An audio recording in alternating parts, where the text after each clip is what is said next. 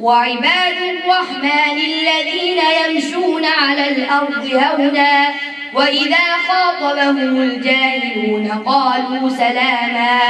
والذين يبيتون لربهم سجدا وقياما والذين يقولون ربنا اصرف عنا عذاب جهنم إن عذابها كان غراما إنها ساءت مستقرا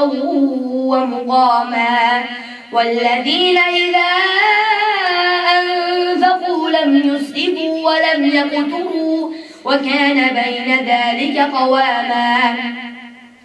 والذين لا يدعون مع الله إلها آخر ولا يقتلون النفس التي حرم الله إلا بالحق ولا يزنون ومن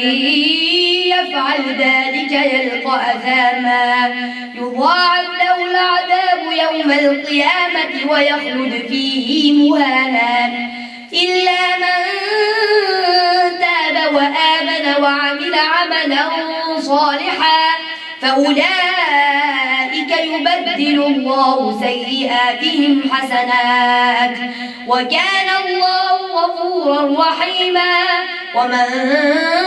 تاب وعمل صالحا فإنه يتوب إلى الله متابا والذين لا يشهدون الزور وإذا مروا باللغو مروا كراما والذين إذا ذكروا بآيات ربهم لم يخروا عليها صما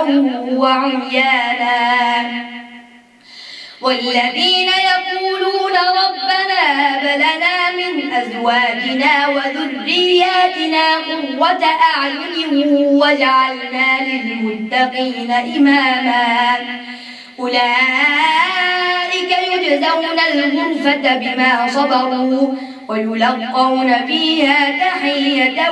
وسلاما خالدين فيها حسنت مستقرا ومقاما قل ما يعبأ بكم ربي لولا دعاؤكم فقد كذبتم فسوف يكون لزاما.